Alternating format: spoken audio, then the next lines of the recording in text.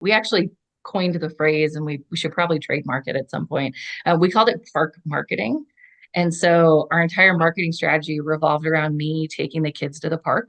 And I would just talk to people who were at the park. And it would be like, hey, oh, how long have you been in Folsom? And, what are you doing here? And what are your kids? And, what do you do for work? Or what does your husband do for work? And just kind of sparking that conversation, and finding a way to bring into the conversation, oh, yeah, my husband and I own this automotive shop. We specialize in Hondas and Toyotas. And so having kind of that elevator pitch got perfected from all of those long days at the park. And we still have customers today that I met at the gym, at swim lessons, at dance classes, all the different things that you're just naturally taking your kids to, Yeah. that we built that relationship with them right like from the beginning, and then they became customers.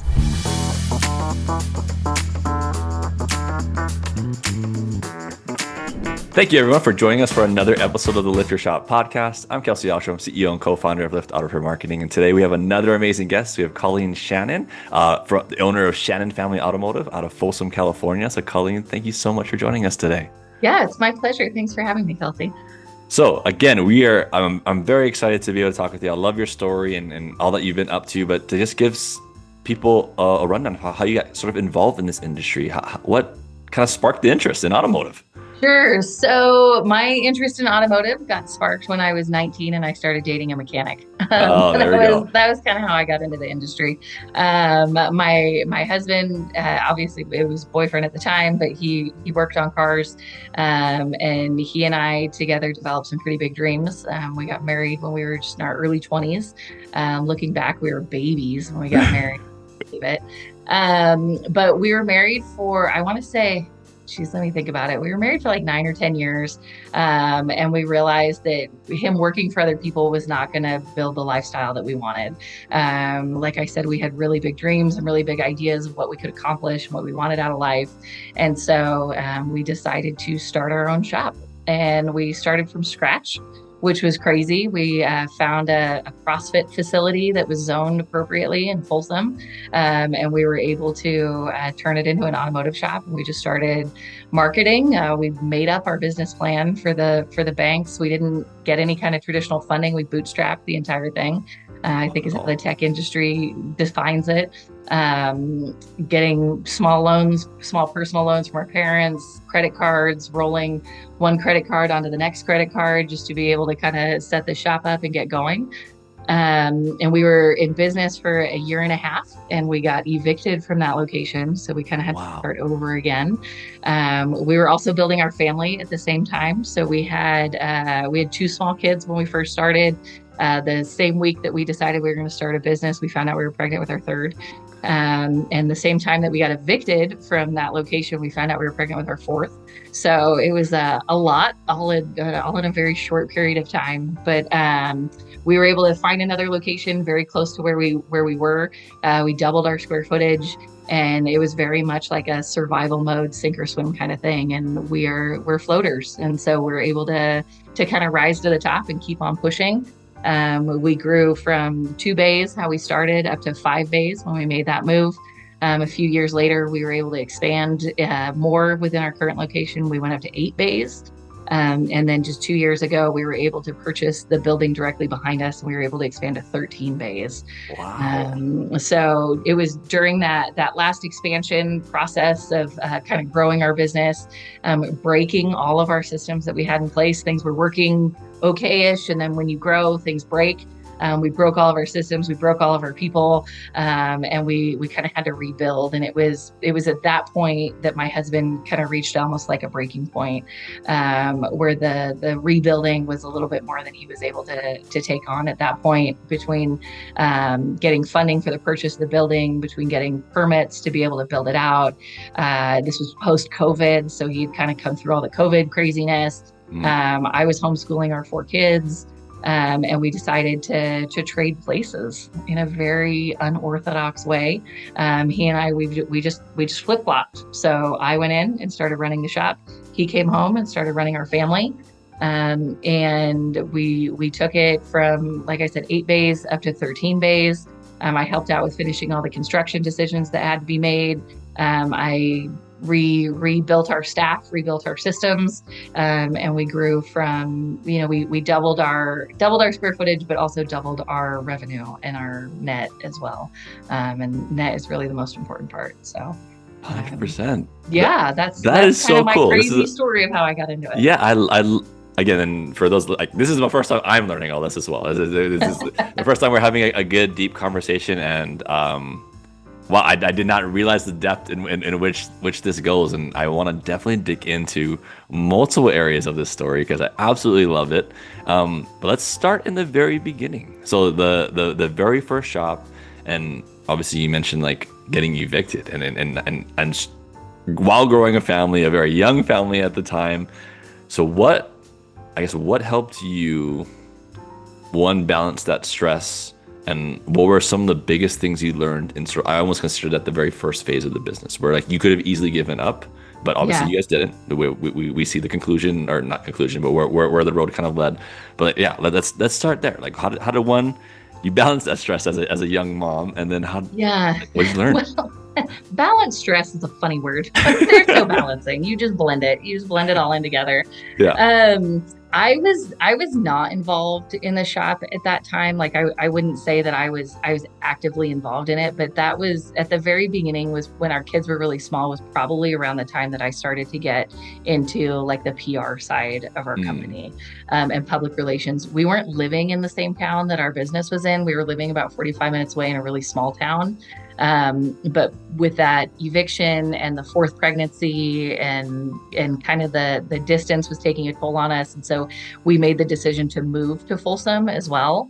And by being within close proximity to the shop, that allowed me to get a lot more involved in helping to grow the company. So I wasn't answering phones. I wasn't running the books. I wasn't doing any kind of formal marketing. We didn't have money for any of that stuff.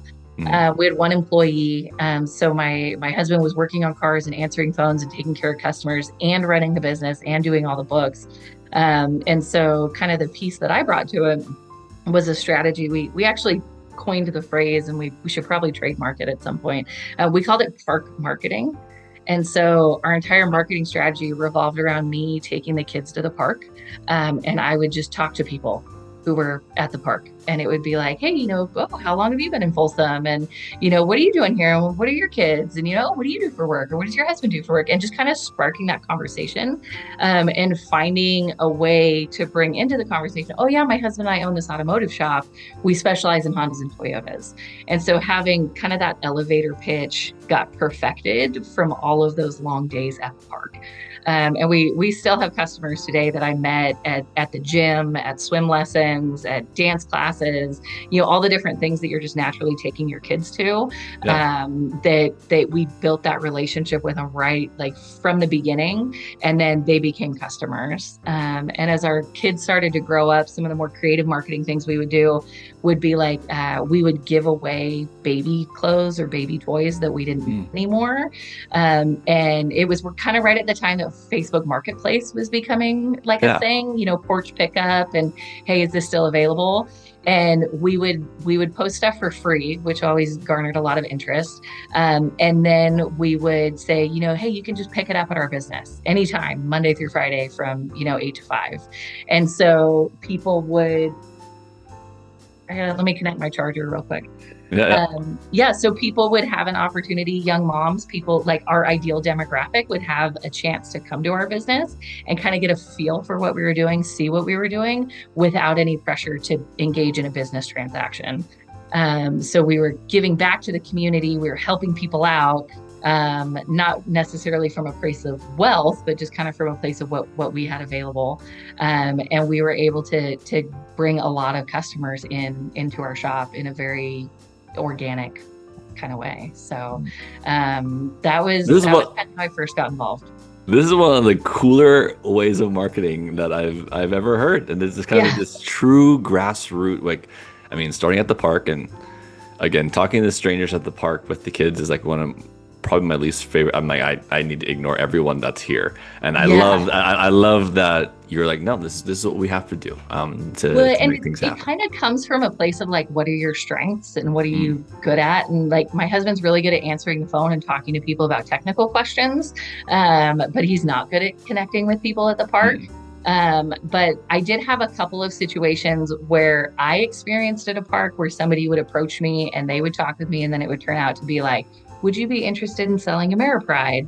And it felt like they were trying to build a relationship with me, but it was really only a business transaction. And Yeah. so, yeah. And so I was always really careful to not make it feel transactional, because that wasn't the point of it. We were new in town. I was trying to make friends. Our kids were trying to make friends. Like, it just kind of happened very, very naturally and very easily. But I also looked for opportunities to get involved, like with the Chamber of Commerce, which is one of those organizations that it varies from town to town.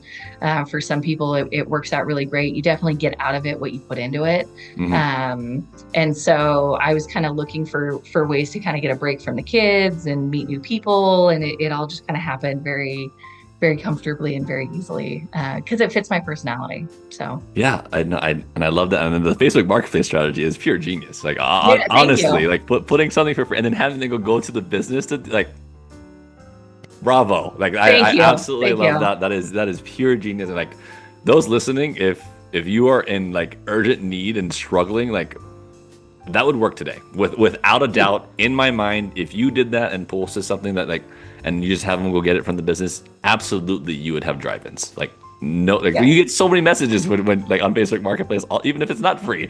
So like, you would absolutely be catering to such a great audience. And as you mentioned, like, your ideal customer, you know that they're on there and looking for these things that you're giving away. So again, I applaud you for such a genius idea. But so now in between was there a gap in between the eviction and going to the new building, or like what was? There was not a gap, because we did not allow there to be a gap. So kind of what happened, the building that we were in, we were leasing 2,500 square feet of a 6,000 square foot building, and they sold the building. So our landlord kind of went, hey, I'm selling the building. You guys have to leave. And we had nowhere to go. So when we started our company, we put all of our eggs in one basket. I mean, it was me going back to work was like not really an option.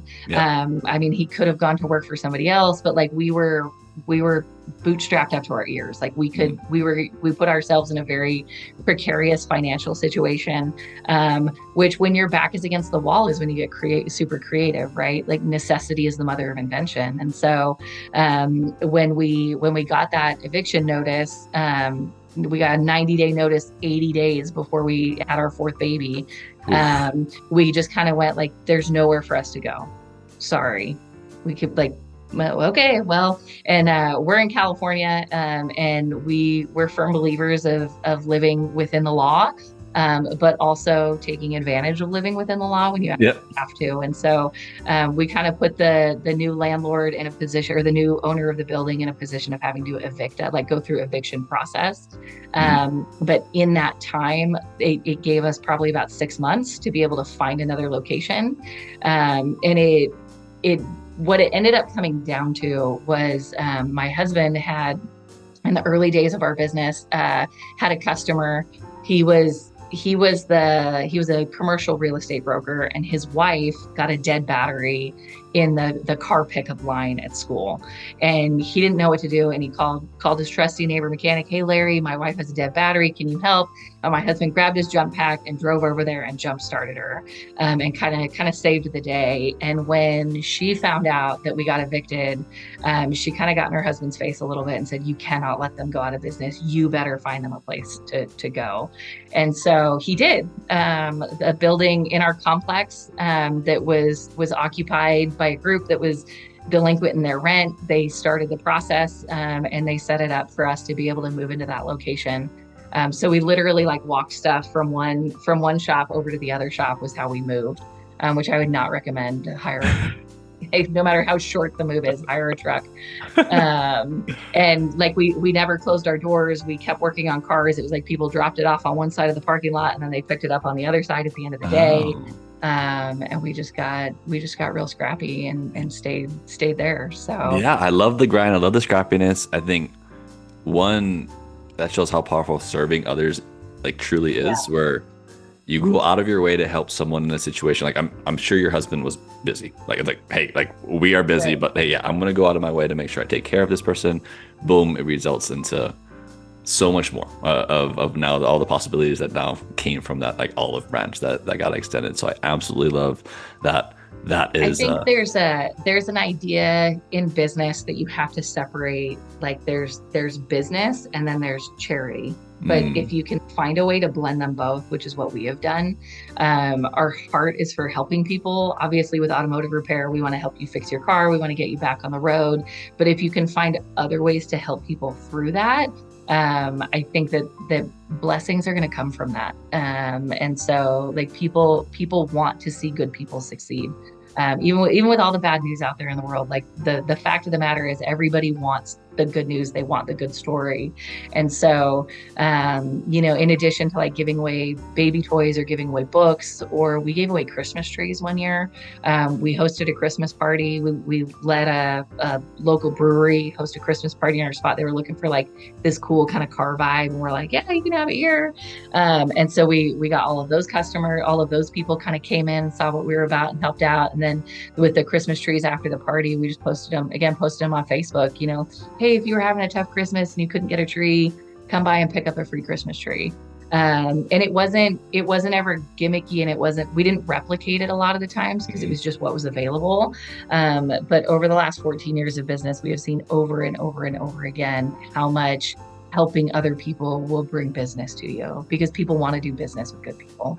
So. absolutely, and that's a perfect segue in terms of like obviously you mentioned that you guys do a lot of charity. You guys do a lot of amazing things out there. I mean, if you just type in your business name, I see articles on articles of different things that you all have done, and one of them was just this past year, and you guys did a single mom night or a day in a sense of giving free oil changes for single moms. So like I'm curious on how that idea come to be, and how did you, as I was reading the news article, like there's a lot of volunteers, a lot of moving parts, and it sounded like it was a very short window of time that it all got planned and put together. So like, how did you go about doing all this? So I can't take any credit for the idea. We found it through somebody else who's part of the Shop Fix group. He posted about doing one at his new shop in Alabama. It was kind of, hey, I did this cool thing and it was really awesome. And we had this great response. And he was kind of sharing how a local radio station had picked up on the story. He was having trouble marketing it. And then a local radio station heard about it and was like, hey, this is a really great, listen to this cool thing. And so I actually called him up and said, hey, walk me through like, what were the logistics of this? Like, what did you have to find out? And he shared with me about like having people sign up ahead of time. So there's appointment windows for when people are coming in, getting people's like VIN number before they come in, so you can make sure you have the right filter that's in stock. He did it through his local church. So the church kind of did all the marketing and put everything out there. But one of the things he shared with me was that most churches have their calendar set for that kind of thing, like at least 6 to 12 months in advance. And when I decided I wanted to do it, I was a little bit more fly by the seat of my pants. And I was like, I want to do this for my birthday. And my staff was like, Colleen, your birthday is in 3 weeks. I'm like, I know. And so we pulled the whole thing off in 3 weeks. My staff, I have a really amazing kind of integrator to my visionary, and she knows how to ask me all the right questions. And so she started asking questions about logistics. How are people going to pull up? What are we going to do with people while they're waiting? I'm like, well, people can pull up over here on this side of the building. We'll have somebody jump in and somebody else will pull a car. And she's like, what about kids? What do we want to do that? I'm like, we'll rent a bounce house and we'll have snacks and we'll get Costco pizzas. And, how should we build teams? Like, what do we do with this thing? And so we just kind of like, just decisions were made very, very quickly. We put it out through our website and through some social media pages. We're not super active on social media, so when we do post stuff, it makes a really big impact. And we were able to have 70 cars come through on a Saturday. Our staff volunteered for it. We let them know, like, hey, you tell me if you can come, and however many staff members I can have is how I will cap the cars. And so it was mostly my higher level technicians, my ATECs were the ones who volunteered to come in and help out. And all we did was change the oil. It was not about finding more work on their cars. It was not about like educating or inspecting or anything like that. It was just changing the oil. And my birthday happens to be right after Christmas. And so that all kind of coincided very nicely. There were a lot of people available to help volunteer. We had more volunteers than we knew what to do with. It took far fewer people to run the whole thing than we thought it would. But yeah, we set up a bounce house in the parking lot, and we had people directing traffic, and we did 70 oil changes in about 4.5 hours. That's super awesome. I absolutely love that. Yeah, y'all were able to pull that off. And I'm sure all these moms are very, very grateful of one less sort of headache to have to worry about. Yeah, it was kind of an opportunity to check something off their list. And I think that coming right after Christmas ended up being a really beautiful time because moms tend to be the ones that create the magic. And I know that for single moms, it becomes a lot harder to be able to have the kind of the emotional capacity to draw up on that. And so to have somebody come alongside and say, hey, there's not a lot I can do. I can't make the magic for your kids, but I can check this off your to-do list. And then considering also like, how's it going to be for the kids? Are they just going to sit around or are they going to wait? No, we're going to get a bounce house. We're going to make this fun. We're going to have coloring pages and kind of make it something that the kids are going to enjoy as well. And so just putting a very, very positive, happy spin on the entire thing, rather than just one more chore that has to get done. So.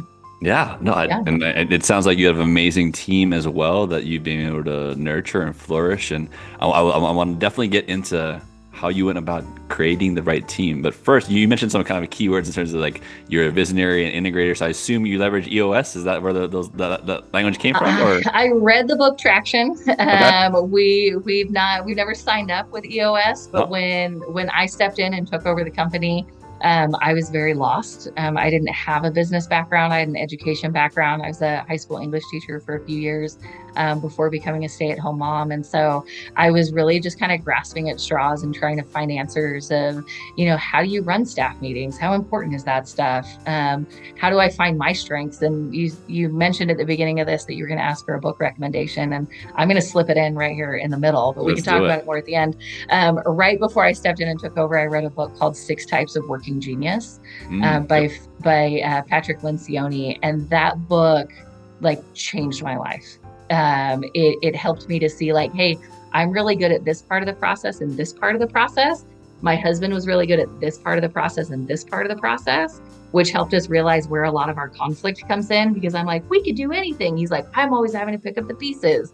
And some of his geniuses were my weaknesses, and figuring out how to kind of work through that. And then that book kind of led me to Traction, and understanding, hey, I am a visionary. I'm really good at finding solutions to problems, but I'm not really great at the details. And so I need to find somebody who can figure out those details for me and help execute those things. And how did you go about, again, you're explaining you're integrator or again, whatever role they actually have. But some of the questions that they had were like, those are things for sure I would not think about, and definitely things that you need to logistically figure out. So how did you go about finding, say, this individual? But also I want to talk about some of the amazing techs that volunteered their time. Obviously, there's almost like a culture that you fostered. So I would love to know just people. How do you go about finding the right ones? So my integrator that I found is actually somebody that I found 10 years ago when I was a stay-at-home mom, and I was desperate for help with my 4 kids and my husband working full-time in a startup business. And she started working for us as a babysitter. She was 17, and I kind of put a post out, hey, I need some help. Her mom responded to it.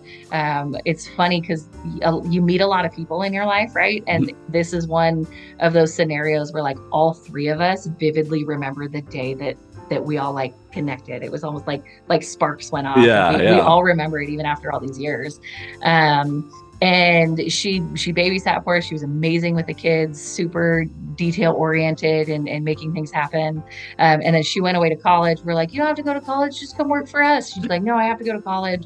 And she got a job came back, got a job at a chiropractor's office, naturally ended up in a management role, got married, started her family, and was kind of looking for a different lifestyle. The chiropractic office that she was at was very like it was very 10-hour days. You're grinding, you're answering calls after hours, that kind of thing. And that didn't really jive with raising a family. And so we went, we'll do it. Whatever you need. How much do you need to make? We'll pay you that. You could work part-time. You could bring your kids, like whatever it takes. And so she started with us in December of 23, and kind of just filled like an HR role for us for a long time.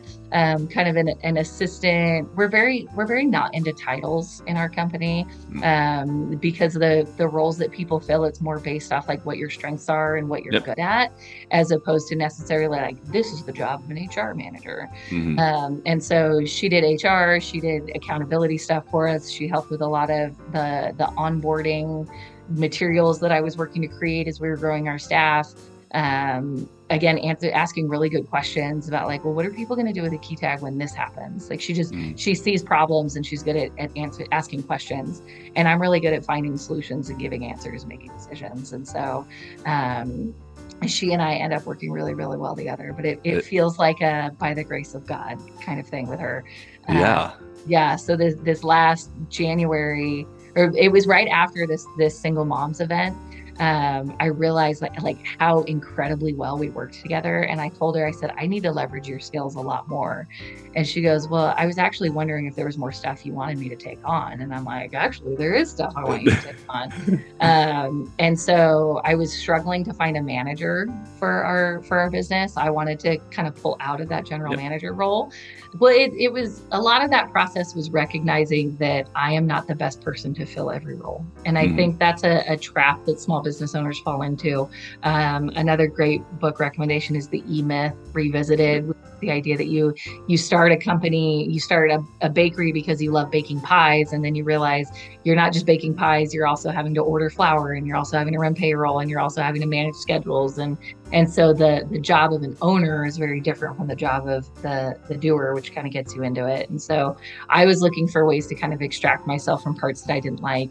And she was helping me figure out what some of those things were. And as I outlined to her what I wanted a general manager to do, she kind of looked at it and went, this is something that I could do. And I said, I would love to have you do it. And so she was just talking about one of those amazing, incredible, detail-oriented people. She was already pregnant. I didn't know that she was pregnant at the time. But before she even approached me with this idea of being our general manager, she had her maternity leave all figured out. Like she had I'll be leaving around this time. I'll make sure this, and this would be in place. And then you could go and we could fill it in this way. And I'm kind of going, okay, that's like 6 months away. I plan like 3 weeks in advance. She's 6 months in advance. And so I'm like a few hours. Like, I can't go that's my ideal, right? Yeah.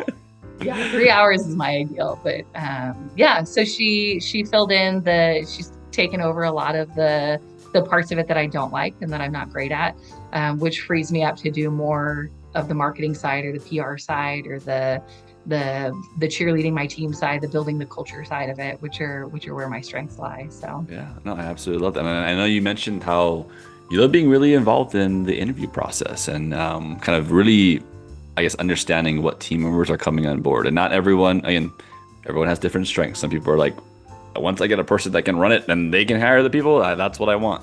But so I guess, why do you have the stance that you have, and what? No, I'll start with that. I'll stop with that. Why do you enjoy being involved in the interview process? I enjoy being involved in the interview process because I like people. And I think looking back like at park marketing and being able to strike up conversations with people in the park. I've been on airplanes that people have told me their life story, and I get off and I'm like, oh my gosh, I'm exhausted. And my husband's going, why do people talk to you all the time? Like, I don't know. Like, I'm not fighting these conversations. People just want to talk to me. And so in an interview, you really get that opportunity to talk to people and to kind of figure out what are it's not just about their strengths and their weaknesses. It's also about like, what do they want out of their life? One of my favorite interview questions, I actually ask it in a phone interview, is I ask people, what are you passionate about besides cars? Because we're in the automotive industry and people are always going to default to, well, I'm really passionate about cars. I love everything that has a motor. But what do you care about that's not like your job? Mhm. And hearing people's answers to that, and hearing like their tone increase or their attitude perk up, and being able to discover those things about people is really interesting. In building a team within my company, it's also become really valuable, because I can make sure that I'm bringing in people who have similar interests. So right now, the crew that we have is really into video games. They love playing video games. Like first person shooter is kind of a bunch of their thing. Some of them on PCs, some of them on I don't know, whatever else is out there that people play video game. I'm not a video Yeah. game, but being able to build a team where it's like, okay, I know you guys will have things in common to be able to talk about. Mhm. And that just makes it makes the work environment a lot more fun. Um, our Uh, industry, people don't work remote. You got to work side by side with people. You have to interact yep. with people. And so how do you connect a group of people to spend 40 or 50 hours a week with each other and still want to come back on Monday morning is a challenge. And that's a challenge I really enjoy.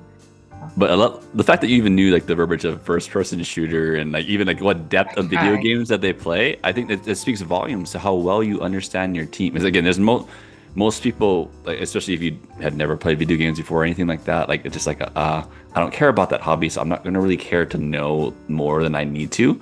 But that alone, like that tells me a lot. Just what you said very quickly there, and so I'm sure then your team very much appreciates like, oh, another member's coming on board that's like very similar to us and very similar to me, and it's not hard for them to kind of mold and fit in. Same thing for the new member. But your process of like once you figure out like, yeah, this person is the one coming on board, is there a pretty extensive training process that then you have to ingrain them on, or what does that sort of look like? I wish there was. Unfortunately, our onboarding is one of those areas that we're still lacking a lot of Yeah. process to it. It's something that if I could get past my own vanity and get out of my own head, I could make a ton of videos that would be like, hey, this is how we do things here at Shannon Family Automotive. But every time I sit down and start talking to myself to a camera, I feel really dumb. And I get in my own head about it, and I'm like, oh, that wasn't perfect. And so unfortunately, right now, our onboarding process is a lot more of like, you're going to come on board and you're going to observe. And you're gonna watch the way other people do it, and you have to be somebody who can ask questions. And that's where in the interview, being able to kind of open people up and get them comfortable is getting a sense of like, are you somebody who's going to self-advocate for information, or Mm. are you somebody who's going to just sit back and wait for somebody to serve it up for you? And so I really want my team to be people who are curious and who are gonna self-advocate and ask questions about like, hey, why don't you work on Mercedes-Benz? And I can go, well, let me tell you all the reasons. And so my team is doing a really great job right now, kind of coming around people. We do have some checklists. Hey, you need to watch these tech metric videos, or you need to watch these shop fix videos, or we want you to understand like how the board works. But it's only about a 3-day onboarding process. And then it's like, okay, now you're answering phones. Now you're working on cars. Like, okay, ready, go. Okay, don't do Yeah. it that way. That was wrong. Don't do it that way, but maybe do it this way moving forward. And so Mhm. I get a lot of ads in my social media feed for like trainual or Oh, something. yep, It's always yep. like, if your onboarding process is figure it out, you need a better process. I'm like, that's definitely me. We're figure it out kind of people. But everyone needs growth and their strengths and weaknesses to everything. So I'll just curious, are there any other? So you mentioned kind of that one question about like what else they're passionate about. I also love that question in the interview process, like understanding people outside of work, because work is just a small portion of their life. At least it should be. They should have external things that are a release for them. But outside of that question, are there any other kind of sort of like secret weapon questions that you're like, I get this question and usually I can tell a good amount about them? Yeah, the tell me about yourself question reveals a lot. California has very, very strict guidelines about what you're allowed to ask in an interview and what you cannot ask. Mm-hmm. And so starting the interview, with, hey, well, just tell me about yourself. And people are like, well, what do you mean? I'm like, whatever you want to tell me, is kind of how I started. And then if I like the candidate, then I'll end my interview with a similar question that's very open-ended. And it'll be, hey, if I hire you, is anything going to come up in the first 90 days that's going to be a surprise to me? And that question gets them thinking a little bit about, okay, what's happening in my life what might be a surprise to this person? Mm. And for a lot of people, they kind of shrug their shoulders and they go, no, like, no, my life is cool. Everything's going to be good. And other people go, yeah, well, so it turns out my wife is pregnant, or, so I do have this pending DUI case, or, I'm going through a divorce. It kind of opens the door for them to tell you things that you can't ask about in an interview. Yep. But that, not that that would affect the way that whether I would hire them or not. Like I said, I asked that question kind of after I've made that decision of whether I'm going to hire them. But it just kind of gives you a little bit of heads up of, okay, is this something that I need to watch out for in those first 90 days? And then you just kind of keep an eye on is this impacting their ability to do this job? Yeah, exactly. Yeah. So yeah. I think that is a phenomenal question that I might need to have my team mix in there whenever we're interviewing. But this has been, again, a absolutely phenomenal lesson for me in terms of just like your story and so many things that you've accomplished. And now the one portion I would love to highlight and understand even more was the situation with you and your husband kind of swapping places. Like that is very, very abnormal in terms of the industry. And like, granted, I haven't been in the industry for that long, but just businesses in general, I know that's abnormal.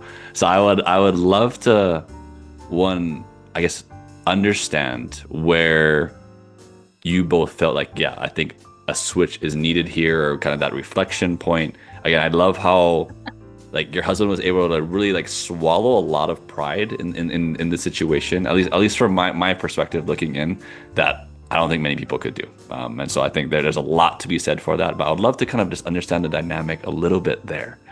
Yeah, you're putting a very positive spin on how it all happened. like we pondered and we reflected and we decided, and he swallowed his pride and we decided to sing. No, it was a really big fight. It was like a breaking point. It was a straw that broke the camel's back. We had a manager in place who is kind of in the middle of construction. Our overhead had skyrocketed. We were losing money.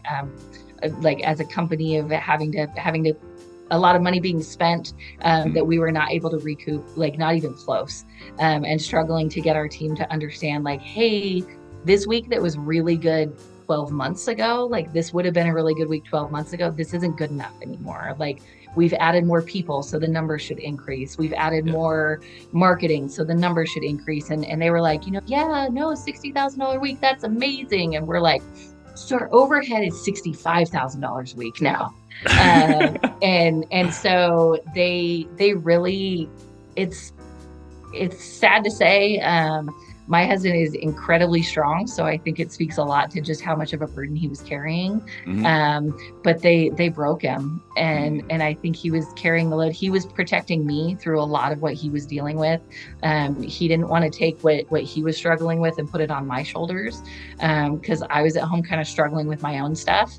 And we were both kind of going, if you would only know, and he's going, if you could only understand, and I'm going, if you could only understand.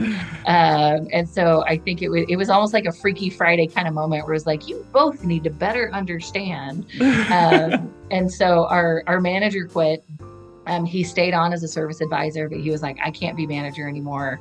And I told my husband, Larry says you shoulded him one too many times. So I said, you should go in there, and you should be a strong leader, and you should show them how it's supposed to be done, and you should have these meetings, and you should do these things.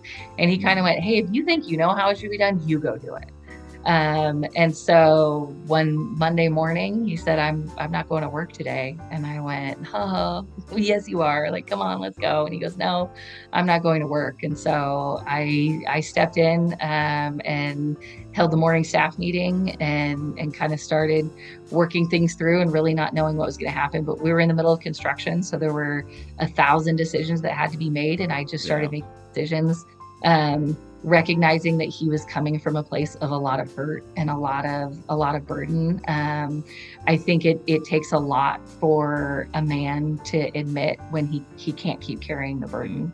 And especially small business owners, I think especially in the automotive industry, I think that men carry far, far more than they should, because they don't want to delegate and they can't figure out quite how to hand things off, and nobody's going to do it quite as good as they're going to do it.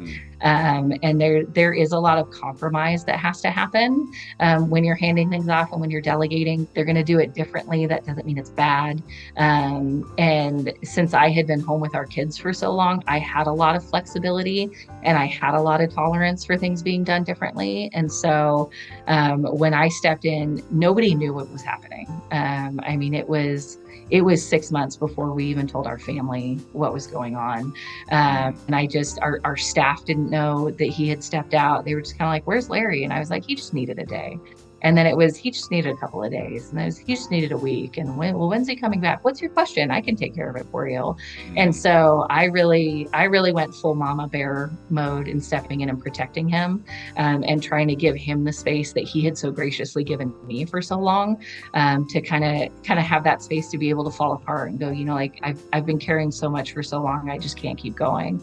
And I think that in a really strong partnership, when there's a lot of love, and I got to admit, when God is in the middle of it and you see each other through that compassion and that love and that care, it makes it easier to let the other person break. And as long as you don't both break at the same time, then you're going to be able to get through it. But fortunately, we were already in marriage counseling at the time.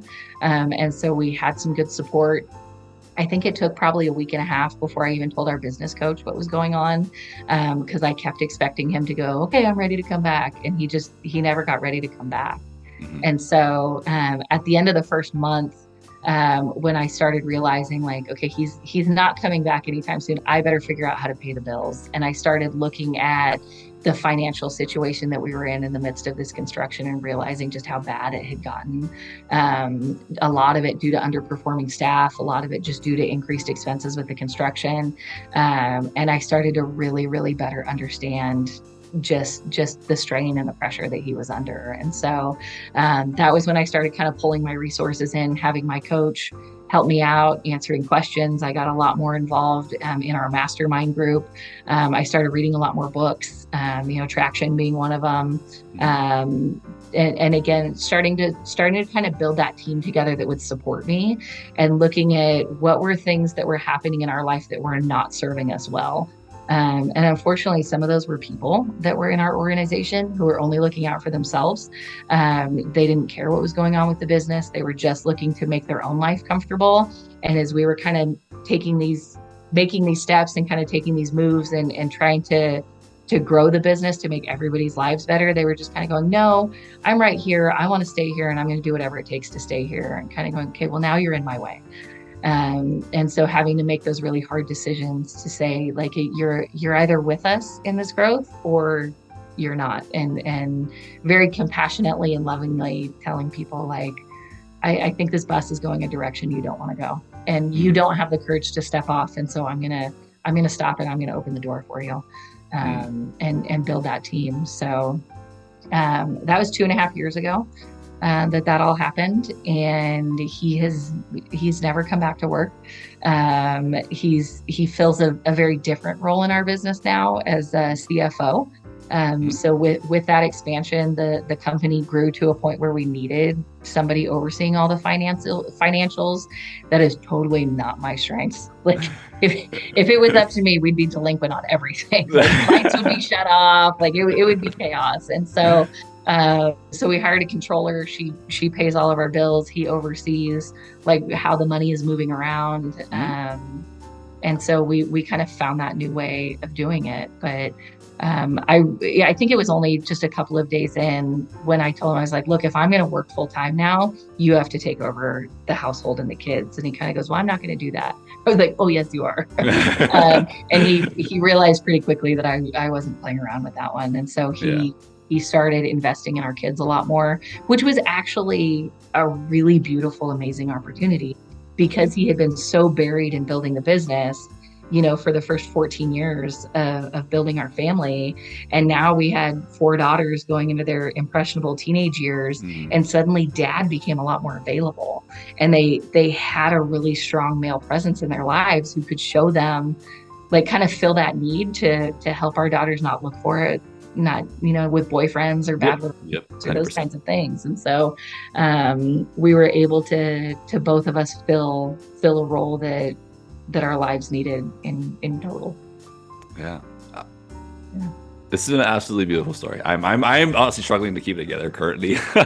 So I appreciate you sharing this with us, and again, I'm so humbled to be able to listen to this and learn so much from both of your journeys, and how much you both have been able to accomplish, how much you continue to give back to your communities. So again, just thank you for all that you've done and all that you've been able to share so far.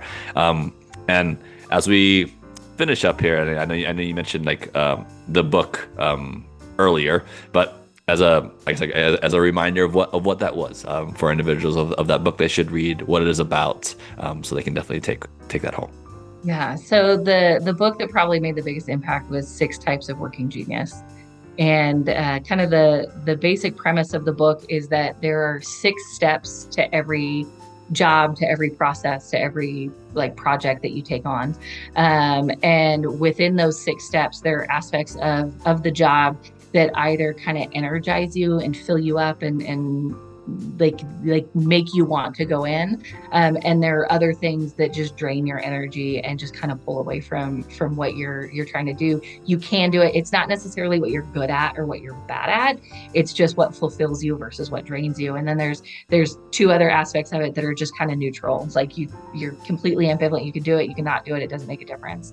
And in reading that book and learning about myself, that the kind of where my geniuses lies, what they call it. Yep. And then also where my frustrations lie. He doesn't call them weaknesses. They're your geniuses and your frustrations.